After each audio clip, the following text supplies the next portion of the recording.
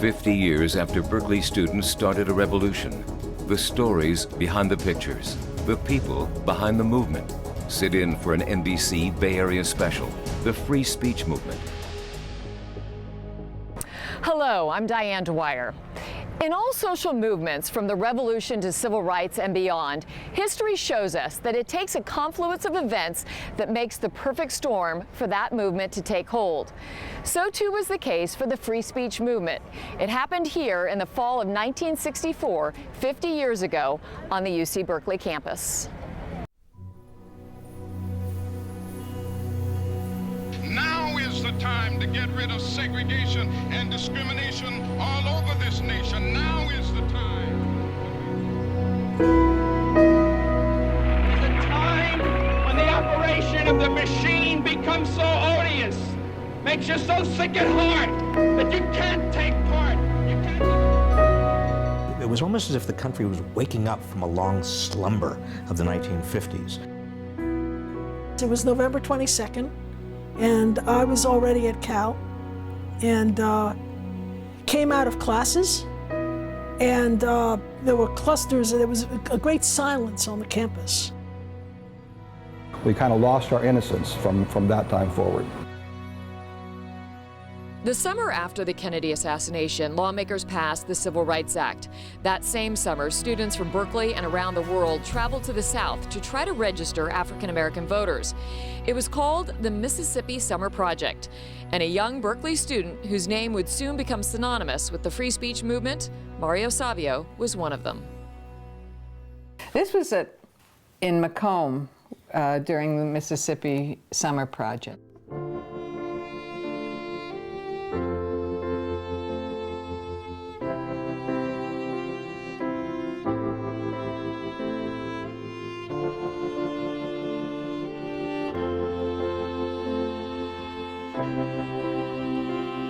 You will not understand the free speech movement if you fail to see that it's a continuation of the civil rights movement.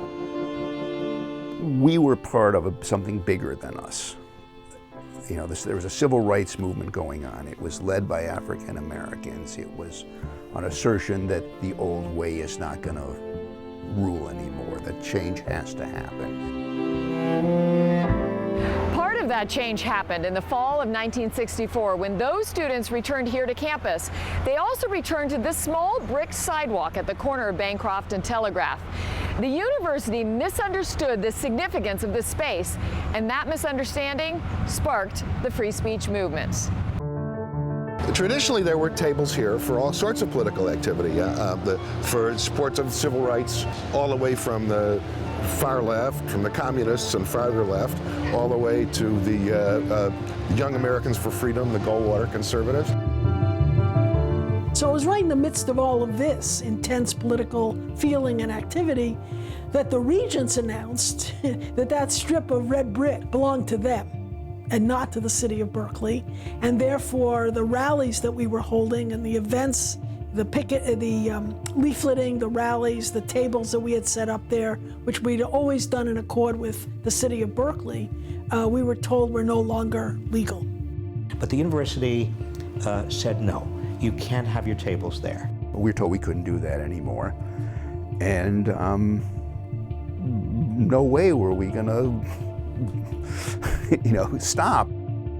And that's really what precipitated the free speech movement. I see the first sit-in, there were people, Mario included, standing at those balconies opposite the welcome sign up there, and they were standing up there and they were shouting, join us, join us. And I thought about it and I did. We set up the tables anyway. The deans came out and started taking names of the students sitting at the tables. And well, every time a dean took your name, the student got up and another student sat down. On September 30th of 1964, students who had violated the order not to raise funds were cited and told to report for disciplinary hearings at the Dean of Students' office up there on the second or third floor. And I believe it was 8 students, a number of students, It wasn't 8 students who showed up for the disciplinary hearings. It was several hundred. And there was, of course, a standoff. And we ended up staying inside Searle Hall till well past midnight. I remember being at a meeting with Mario and Jack Weinberg and a bunch of other people, and he said, well, this is Mario speaking, he said, well, if the principle is freedom of speech on the campus, why don't we move the tables from that strip of sidewalk right onto Searle Hall Plaza and make a declarative statement? And why don't we hold our rally there? So that's what happened. That was October 1st.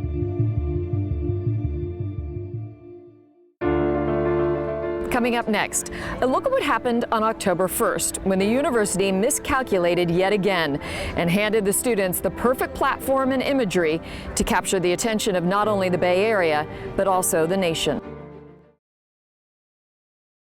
50 years ago this week, on October 1st, which was a Thursday, the protesters gathered here in front of Searle Hall at the center of campus to openly challenge the ban on on-campus political activity. Jack Weinberg set up a table for CORE, the Congress of Racial Equality. And what happened next, no one could have predicted.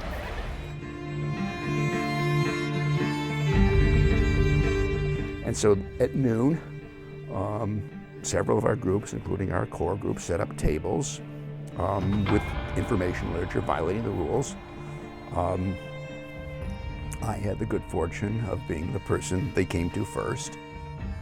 Jack was sitting at the core table, and he refused to identify himself when the deans asked for his registration. And they made the incredible decision to bring a cop car onto the center of the plaza at the noon hour. And I mean, how anybody could be that stupid, I don't know. I was right in front of the car. I was by the right fender on the driver's side, and I heard somebody shout, "Sit down." By the time I got put in the police car, it had people sitting down on all sides of it. And there I sat for the next 32 hours. By most accounts, it was 21-year-old Mario Savio who, in a sports jacket, collared shirt, and slacks, first found his place in history by taking off his shoes and climbing on top of that police car. The symbolism is striking. Protest over power. The symbol of authority, the police car, became a symbol of a protest, became a symbol of revolt because it was surrounded by protesters. The authority was emasculated. And we took our shoes off. We had all taken our shoes off because we didn't want to damage the car, and stood on top of it. And pretty soon, within an hour or two, there was a microphone on top of the police car and a big sound system, and anybody who wanted to speak could sign up. And I was right in the middle of it. I mean, it was just thrilling. And then that night was the first time I'd ever made a public speech, and it was from top of the police car. I remember quoting Frederick Douglass, the great abolitionist, who said that power concedes nothing without a demand. I remember that I quoted that, and the crowd roared back its affirmation. By Friday night, October 2nd, some 30 hours after the sit-in had started, the pressure was mounting. The next day was Parents' Day. It could not have been worse timing for the university and better timing for the protesters. When night drew and people were negotiating, and we were scared. I mean, they had assembled all these police from all around, and we'd been told to take off wristwatches and earrings and stuff so that they couldn't pull on those. It was very scary. Most of the people involved were not hardened political, sophisticates. Many people, it was the first demonstration they'd ever been involved in. I remember Mario racing toward the car. We could all see him coming, waving a piece of paper, and getting up on top of the car, taking his shoes off, getting up on top of the car and saying that we had reached an agreement, and then enumerating what it was and urging us to accept the agreement by acclamation and to quietly disperse, and we did. After that, Savio became the prominent leader of the United Front of Groups movement that was soon to have a new name. And over that weekend, the United Front of Groups met and realized that we had a struggle ahead of us and sort of developed a more formal organizational structure and came up with a name. And that was the free speech movement. So the free speech movement was formed that weekend. It captured something that appeals to every American: free speech. There was a sense of a new day dawning. Coming up next, a look at the war, as Savio called it, that took just 3 months to win, and why one Cal professor calls it a rare moment in history. That rare moment happened on December 8, 1964, less than 3 months after the free speech movement had begun on campus. During those 3 months, Mario Savio made his famous Bodies Upon the Gears speech. Police made their largest mass arrest in California history at the time, and momentum was building. Individual students must ask themselves whether they wish to be a part of such action. The image of speakers carefully removing their shoes so they could stand with their stocking feet or bare feet on the roof of a police car, that's striking. The contrast between the car, the arrested person, and the speaker, free to speak, was a very powerful image. Jack Weinberg was that arrested person inside the police car for 32 hours until the university agreed to negotiate. And that was on a Friday night. And we knew we had won. So now we're going into negotiations with the university over these issues, which they were never willing to do before. Now we were a serious force to be reckoned with.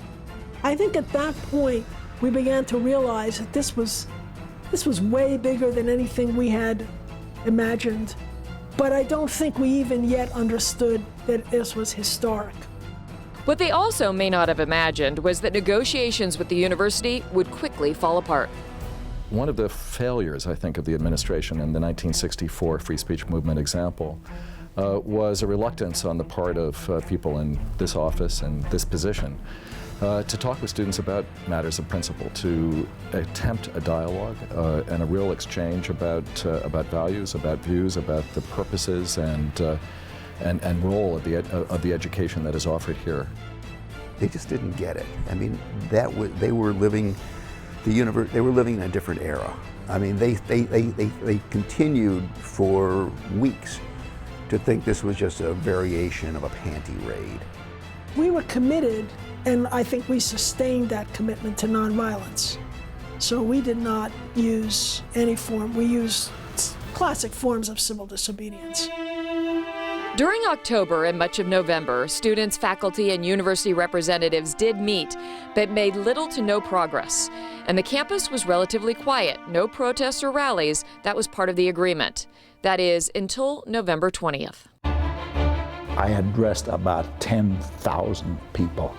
We couldn't believe the size of the audience we got. And they were hanging off the Student Union bill like bunches of grapes.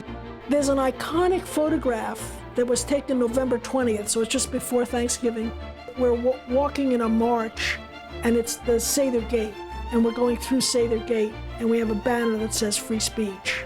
The guy in the middle in his best suit, that's me. I knew we're gonna win. We just have numbers. We have too many people. A significantly smaller group headed up the counter-protest. Bruce Roberts, freshman class president, was one of them. At Berkeley in those days, the counting was 8 of us and 10,000 of them. The so-called law and order group, of which I was a member, were very small in number. I'm told, although I don't know it for a fact, that we got our funding from one of the regents. I don't know which one. I don't know if it's true. We met in the basement of Eshelman Hall. We would do the same things that free speech movement would do. We would stay making posters and making plans until 11 or 12 o'clock at night, and then going out and occasionally manning booths and talking to people. And so that was what we did to try to counter the free speech movement. And then December 7th, we held a rally. That's the one that the estimate is there were 20,000. There's only 27,500 students on the campus. I ask you to consider. The most famous speech that Mario Savio gave. Then you've got to make it stop, and you've got to indicate to the people who run it, to the people who own it, that unless you're free, the machine will be prevented from working at all. The bodies on the machine, bodies on the gears speech was in fact completely atypical. Almost all of his speeches until then had been more educational. Police arrested more than 800 students that night, the largest mass arrest in California history at the time. I'll never forget seeing the arrest. I was called at midnight by the head of the Associated Students, and he called me up and he said, "Come on down, you're going to see something you're not going to believe." So at midnight I went down to the student union, stood up in the 8th floor office building and watched at midnight as probably 1,000 policemen came marching down Bancroft. It was a scary time too, because there were students in there and there were people who, standing up for their rights, were thrown around. I have to applaud them for standing up for what they believed. After the mass arrest on December 2nd at Sproul Hall, and the faculty revolted from the administration and passed in Wheeler Auditorium, at a mass meeting of the faculty, passed the December 8th resolutions, which demanded the resignation of the chancellor, which it accomplished. The chancellor resigned, Edward Strong, and demanded that from now on, the university not control the content of speech on campus, only time, place, and manner. The faculty, in effect, said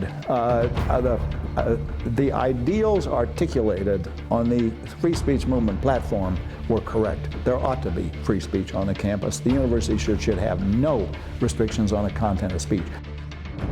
It was one of the great moments of my life.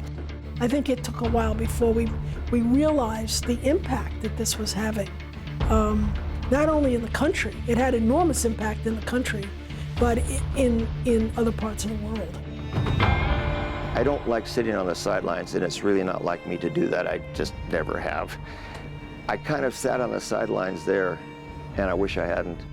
I think I've softened as I've gotten older. I think that in many ways, in major ways, what the students were protesting over turns out to be something I think very valuable in our society.